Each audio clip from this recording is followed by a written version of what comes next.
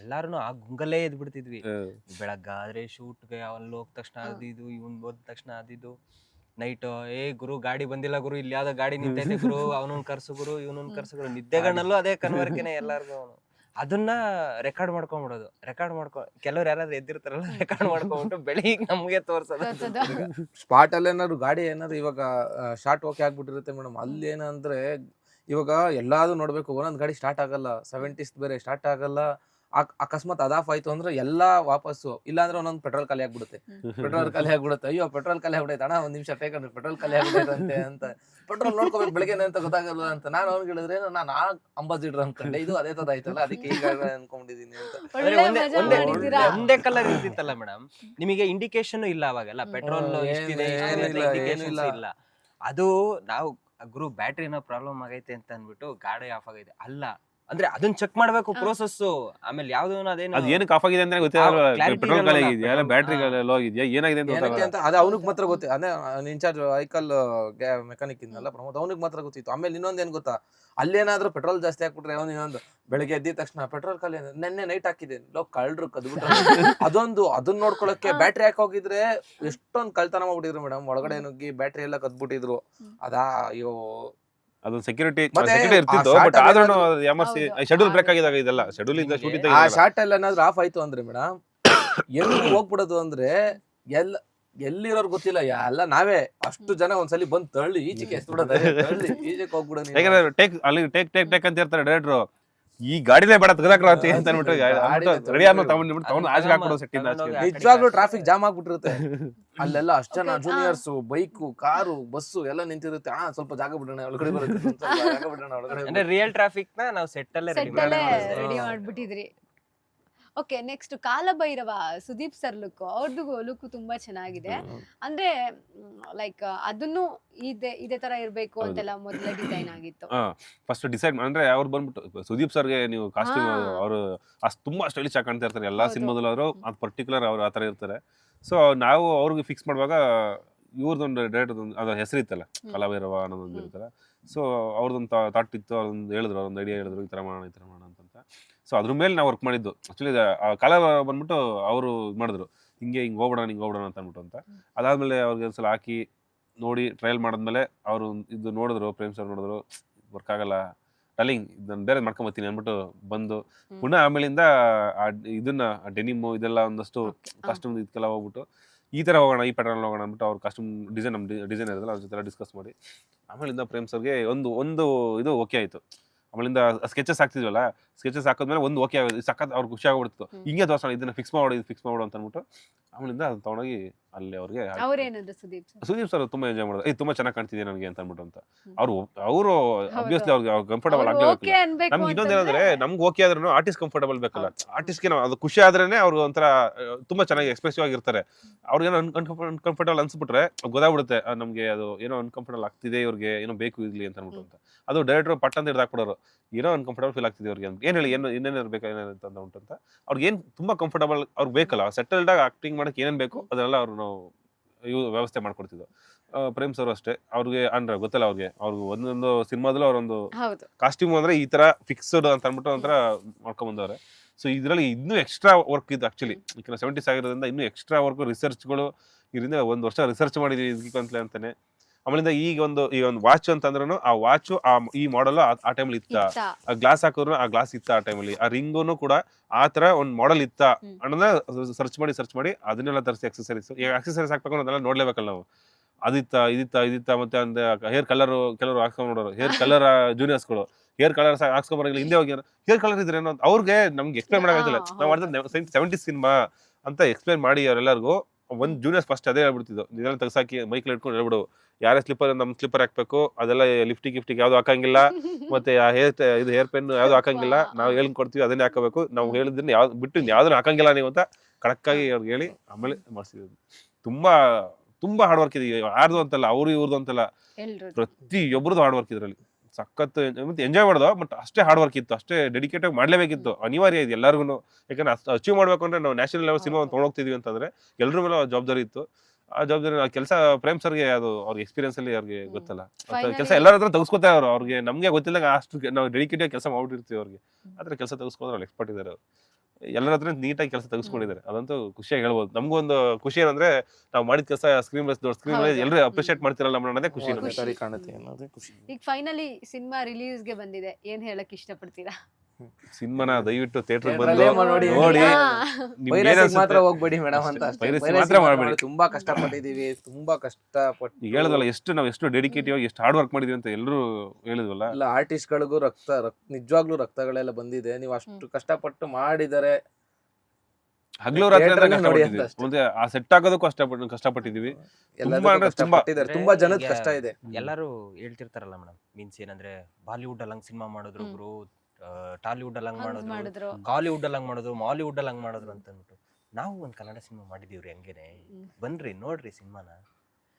ಬರೀ ಕಷ್ಟಪಟ್ಟಿರೋದೇ ಅಲ್ಲ, ಅವ್ರು ಯಾರ್ಯಾರೋ ಮಾಡಿರೋದನ್ನ ನೋಡ್ತಿರಲ್ವಾ, ನಾವು ಮಾಡಿದೀವಿ, ನಮ್ ಕನ್ನಡ ಹೌದು. ನೆಲದಿಂದ ಒಂದ್ ಮಾಡಿದೀವಿ ಆ ತರ.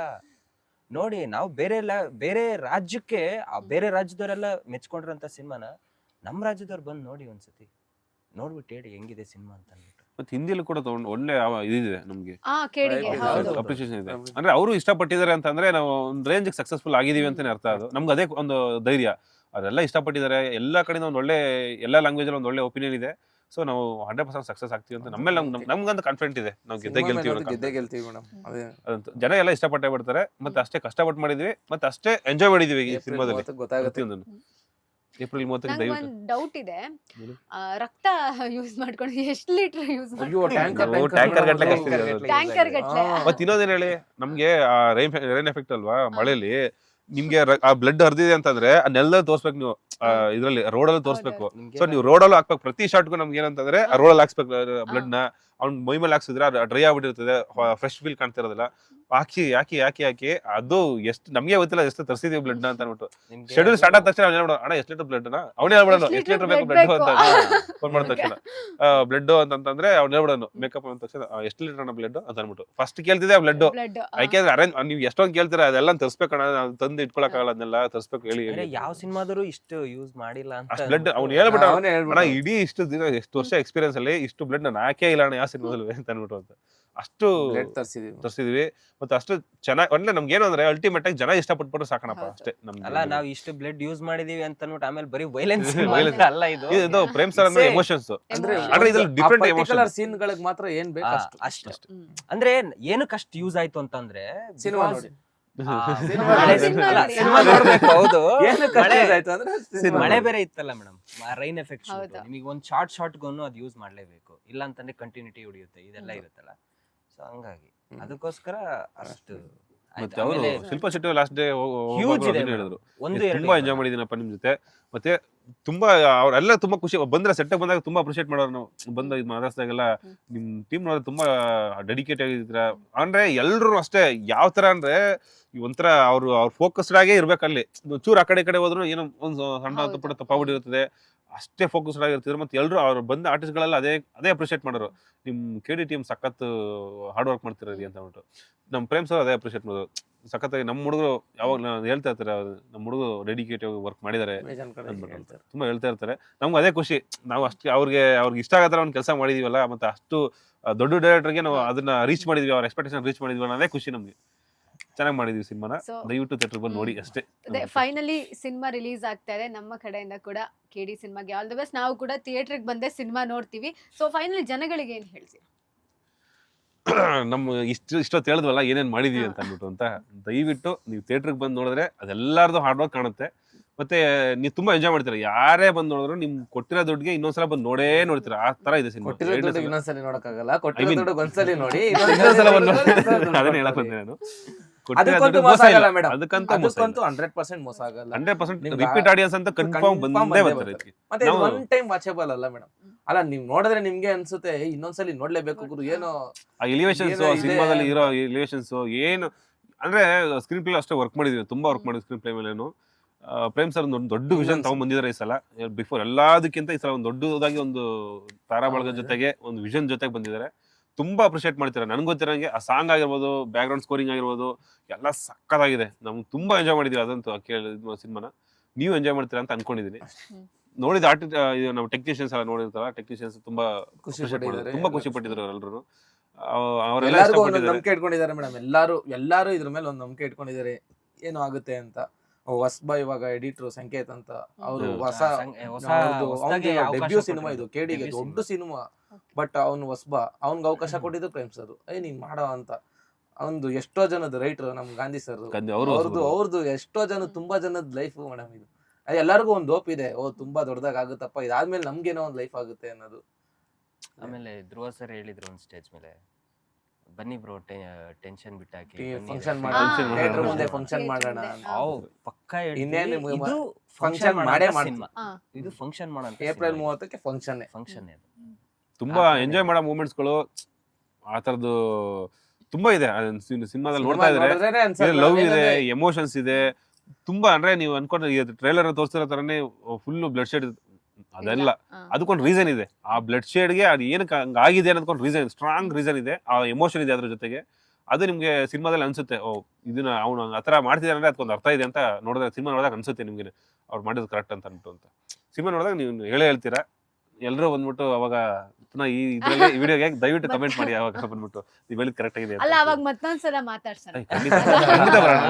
ಮತ್ತೊಂದ್ಸಲ ಮಾತಾಡೋಣ. Okay, thank you so much ನಮ್ ಜೊತೆ ಜಾಯಿನ್ ಆಗಿದ್ದಕ್ಕೆ. ನಮ್ಗೂ ಗೊತ್ತಿಲ್ದಲೇ ಇರುವಂತ ತುಂಬಾ ವಿಷಯಗಳನ್ನ ಶೇರ್ ಮಾಡ್ಕೊಂಡ್ರಿ. ಅಲ್ಲಿ ನಡೆದಿಂತಹ ಒಂದೊಂದು ಮೂಮೆಂಟ್ಗಳನ್ನು ಕೂಡ ನನ್ ಜೊತೆಗೆ ಶೇರ್ ಮಾಡ್ಕೊಂಡ್ರಿ. ನಂಗಂತೂ ಪರ್ಸನಲಿ ತುಂಬಾ ಖುಷಿ ಆಯ್ತು ನಿಮ್ 3 ಜನ ಜೊತೆಗೂ ಮಾತಾಡೋದಕ್ಕೆ. Thank you so much. ನಿಮ್ ಜೊತೆ ಮಾತಾಡಿ ನಮಗೂ ಖುಷಿ ಆಯ್ತು. ನಮಗೂ ಮತ್ತೆ ಇನ್ನೊಂದೇನಂದ್ರೆ ನಮ್ನ ಕರ್ಸಿ ಮಾತಾಡ್ಸಿದ್ದಕ್ಕೆ ಅದೇ ನಮಗೂ ತುಂಬಾ ಖುಷಿ ಆಯ್ತು ಮೇಡಮ್. ಟೆಕ್ನಿಷಿಯನ್ಸ್ ನ ಗುರುತಿಸ್ತಾರಲ್ಲ ಅದೇ ಖುಷಿ ಗುರುತಿಸ್ತಾ ಆಯ್ತು. ಇರೋದು ಸಖತ್ ಖುಷಿ ಆಯ್ತು ಬಾಸ್ ಟಿವಿ thanks ಅವ್ರು. ಅಂತ ಹೇಳ್ತೀವಿ. ನಿಮ್ಗೂ ಕೂಡ ತುಂಬಾ thanks Thank you so much. Thank you so much. ನೋಡಿದ್ರಲ್ವಾ, ಇದು ಕೆಡಿಯ ವಿಶೇಷ ಸಂಚಿಕೆಯಾಗಿತ್ತು. ಇನ್ನಷ್ಟು ಹೆಚ್ಚಿನ ಅಪ್ಡೇಟ್ಗಳಿಗಾಗಿ ನೋಡ್ತಾ ಇರಿ ಬಾಸ್ ಟಿವಿ. ಲೇಟೆಸ್ಟ್ ಹಾಗೂ ಇಂಟ್ರೆಸ್ಟಿಂಗ್ ಸುದ್ದಿಗಳಿಗಾಗಿ ಬಾಸ್ ಟಿವಿ ಕನ್ನಡ ಚಾನೆಲ್ನ ಸಬ್ಸ್ಕ್ರೈಬ್ ಮಾಡಿ. ಹಾಗೆಯೇ ಬೆಲ್ ಐಕಾನ್ ಪ್ರೆಸ್ ಮಾಡಿ.